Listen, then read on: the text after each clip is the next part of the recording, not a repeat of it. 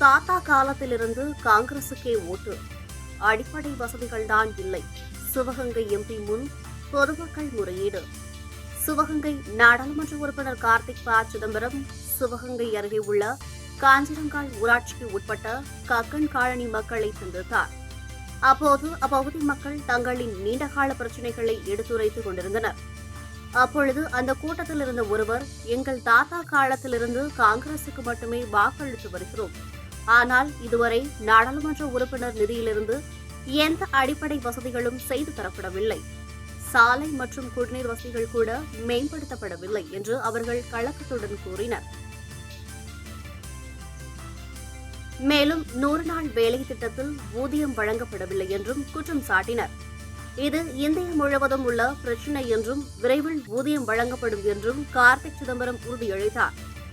மக்களின் குறைகளை கேட்டறிந்த கார்த்திக் சிதம்பரம் தனது நிதியிலிருந்து தேவையான திட்டங்களை செயல்படுத்த நடவடிக்கை எடுப்பதாக உறுதியளித்தார். உங்களுக்கு மட்டும் இருக்கிற பிரச்சனை கிடையாது, இந்தியா முழுக்க இருக்கிற பிரச்சனை. உங்களுக்கு மட்டும் இந்த பிரச்சனை நினைச்சுக்காதீங்க. அவங்க டெல்லியில இருந்து பணம் அனுப்புனாதான் இங்க இருந்து கொடுக்க முடியாது.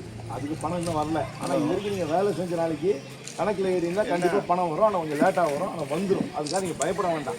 வரலன்னு நினைக்காதீங்க, அது கவர்மெண்ட்லேருந்து தான் வரும், வந்துடும் அந்த பணம். இன்னும் வேலையை கொஞ்சம் குறைச்சிட்டாங்க. ஆனால் அவங்களுக்கு பணம் இல்லாதனால வேலை நாட்கள் எல்லாத்தையும் நீங்கள் குறைச்சிருக்காங்க. நாங்கள் கூட்டணும், நாங்கள் சொல்லியிருக்கோம்.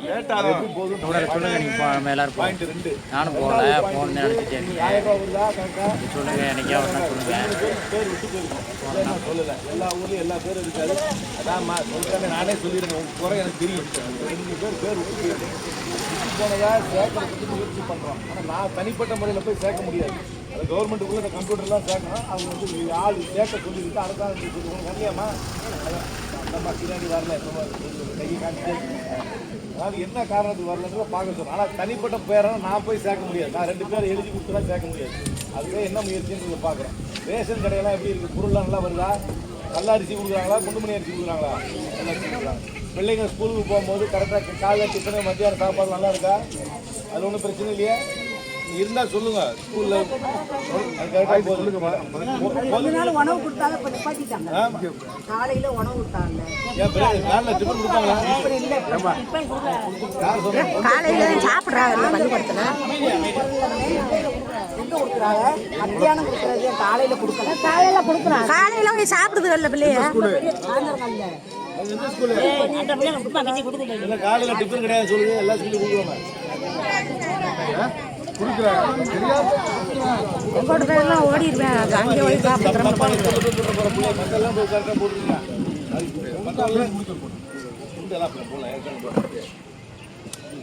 எந்த ஸ்கூல் கொடுக்கலன்னா கேட்டுக்க, அந்த ஸ்கூல் என்னன்னு நம்ம விசாரிப்போம். மற்றவங்களுக்கு எல்லாம் கொடுக்குறாங்களாமா? யாரும் காலையில் எல்லாரும் கொடுக்குறாங்க தெரியல.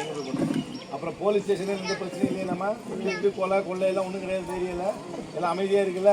ரொம்ப சந்தோஷம். எனக்கு தெரியுமா 2-3 குறைகள் இருக்குது. அது என்னென்ன பண்ணணுன்றது நான் கவர்மெண்ட்டில் பண்ணி இந்த 100 நாள் வேலை திருப்பி பணம் வாங்குறது. அது இந்தியா அளவில் பிரச்சனைமா, உங்களுக்கு மட்டும் வரல, இந்த விஷயம் நினச்சிட வேண்டாம். அது இந்தியா அளவில் வரணும். டெல்லியிலேருந்து வந்தால் தான் வரும். அது நாங்கள் முயற்சி பண்ணிட்டுருக்கோம். எல்லாரும் பண்ணிட்டுருக்கோம். என்னன்றது வாங்கி தர சொல்லுவோம். ஐயா அவர்கிட்ட சின்ன கோரிக்கை ஒன்று வைக்கிறேன்.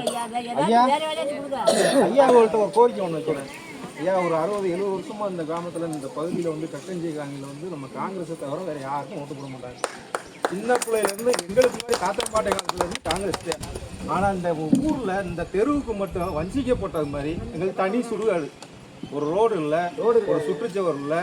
எங்களை வந்து அந்த சுடுகாட்டில் ஒதுக்கி வச்ச மாதிரியே ஒதுக்கி வச்சுட்டாங்க. ஒரு கோயில் ரோடு தெரு, இந்த ரோடுக்கு வந்து இந்த முகத்தில் போய் பாருங்கள், எத்தனை வருஷம் ஆச்சுன்னு இந்த மக்கள்கிட்ட கேட்குறேன்.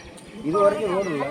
ஒரு நாடக மேடை நாங்கள் தான் முயற்சி பண்ணி இந்த கோயிலுக்கு கட்டியிருக்கோம். இன்னும் நாடக மேடை இல்லை, ஒரு கல்யாணம் பண்ணுறவங்க இல்லை, ஒரு குடி தண்ணி வசதி இல்லை, எதுவுமே இல்லை, ஒரு அடிப்படை வசதியே இல்லை. அதாவது பேருக்கு தான் நம்ம கலெக்டர் ஆஃபீஸ் முன்னாடி இருக்கோம், எதுவுமே எந்த வசதியுமே இல்லை.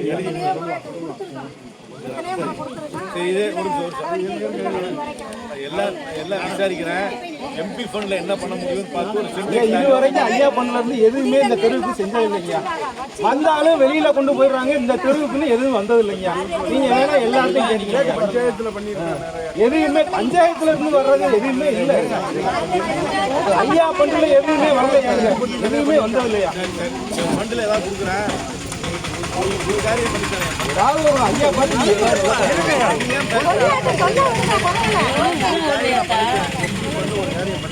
என்ன பண்றது யோசிச்சுங்க. நாடக மேடைக்கு கொட்டாய் போடணுமா இல்லைன்னா ஒரு வாட்டர் டேங்க் வைக்கணுமா ஐயா ஒரு கல்யாணம் பண்ணுறோம் கட்டி கல்யாணம் பண்ண என்ன பட்ஜெட் ஆகும் கல்யாணம் பண்ணுமா ஐயா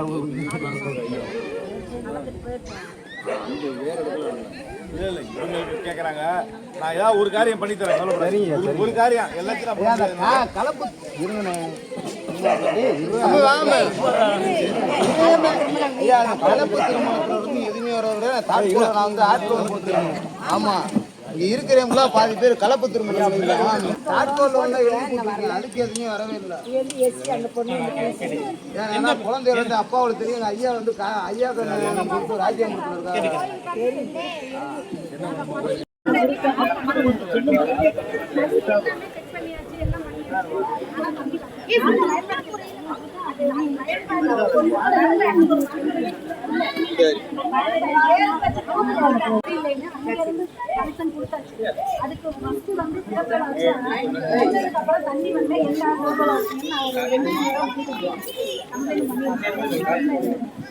ஐயா வேற யாரும் அடிச்சு கேட்டாலும் எதுக்கு மாத்தி போட மாட்டாங்க ஓட்டு காங்கிரஸ் கிட்ட எப்பவுமே ஓட்டு கேட்க வரலையா